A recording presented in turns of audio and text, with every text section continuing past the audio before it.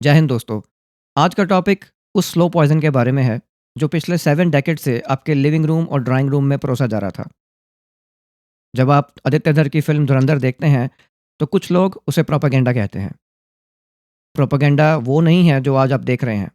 Propaganda वो था जिसे आपने दशकों तक नॉर्मल समझा। सिनेमा कभी भी केवल नाच गाने के लिए नहीं था। ये एक नैरेटिव वेपन था, आपके ब्रेन को एक पर्टिकुलर वे में प्रोग्राम करने के लिए। इतिहास गवाह है कि जिसने किस्से कहानियों पर कब्जा किया उसने देश के भविष्य पर कब्जा किया। आज हम उस पर्दे के पीछे झांकेंगे जो ये बताता है कि कैसे बॉलीवुड ने आपकी भाषा छीनी, आपके नायकों को विलन बनाया और आपके हत्यारों को खुदा।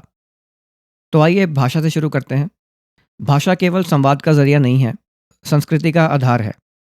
बॉलीवुड ने 70 सालों से आपकी हिंदी को उर्दू और फारसी के सांचे में ढाल दिया। पुराने गीतकारों और स्टोरी राइटर्स को देखिए, साहिर लुधियानवी, मजरू सुल्तानपुरी, गुलजार, इन सब ने बहुत ही सफाई से संस्कृत निश शब्दों को पुराना और देहाती साबित किया। बॉलीवुड ने माँ को अम्मी, पिता को अब्बा और प्रेम को इश्क बना दिया। कयामत से क्यामत तक टाइटल वाली मूवीज़ में कैरेक्टर्स के नाम राज और रश्मि यूज़ किए गए। और आपके जैसे मैं भी इस ब्रेन टेम्परिंग का विक्टिम हूँ। ये वैसा ही है जैसे किसी के घर की नींव धीरे धीरे खोद कर वहाँ पराया पत्थर लगा दिया जाए। जब तक आपको एहसास हुआ, आपकी पूरी शब्दावली बदल चुकी थी। आज की पीढ़ी को शुद्ध हिंदी बोलने में शर्म आती है, लेकिन विदेशी लैंग्वेज बोलना पॉश माना जाता है। ये कोई कोइंसिडेंस नहीं था, ये एक लिंग्विस्टिक डिज़ाइन था। अब बात करते हैं उन नायकों की जो इतिहास में तो हत्यारे थे, लेकिन स्क्रीन पर मसीहा बना दिए गए। अकबर। फिल्म मुगल आजम से लेकर जोधा अकबर तक अकबर को एक उदार, दयालु और सहिष्णु सम्राट दिखाया गया। लेकिन सच्चाई क्या थी? अकबर ने चित्तौड़गढ़ के किले में 30,000 निहत्थे हिंदुओं का नरसंहार करवाया था। वो फतेहनामा आज भी इतिहास में दर्ज है। लेकिन बॉलीवुड ने उसे सिर्फ जोधाबाई, जो कि एक काल्पनिक नाम था, उसके साथ रोमांस करते दिखाया। टीपू सुल्तान।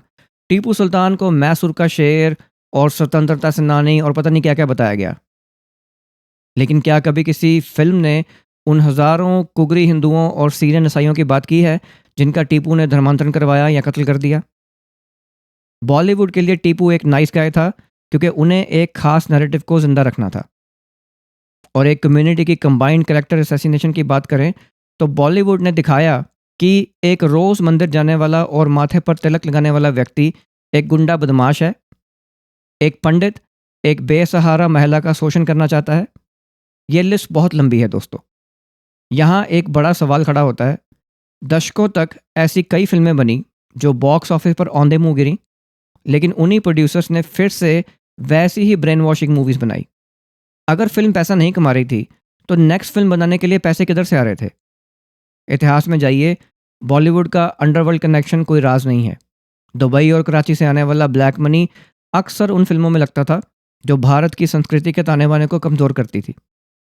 कई फिल्में सिर्फ इसलिए बनाई गई ताकि मनी लॉन्ड्रिंग हो सके और साथ ही एक खास नैरेटिव को लोगों के गले उतारा जा सके। आज जब धुरंधर जैसी मूवी खुद के दम पे 1200 करोड़ कमाती है तो ऑब्वियसली ट्रेडिशनल फिल्म मेकर को सबसे ज़्यादा तकलीफ होती है क्योंकि उनका फंडेड नैरेटिव अब काम नहीं कर रहा। अब आते हैं वर्तमान पर। धुरंधर को प्रोपेगेंडा कहा जा रहा है। प्रोपेगेंडा एडवर्टाइजमेंट का एक नेगेटिव वर्ड है। चलिए मान लेते हैं ये एक प्रकार की एडवर्टाइजमेंट है, लेकिन ये एडवर्टाइजमेंट किसकी है? ये हमारी सुरक्षा एजेंसियों की ऐड है। ये उस भारत की ऐड है जो अब झुकता नहीं। 70 साल तक अगर आपने सेकुलरिज्म का ऐड देखा तो आज राष्ट्रवाद का ऐड देखने में क्या बुराई है? आदित्य धर की फिल्म ने 26/11 की असली फुटेज का इस्तेमाल किया है ताकि आप भूलें नहीं कि आपके साथ क्या हुआ था।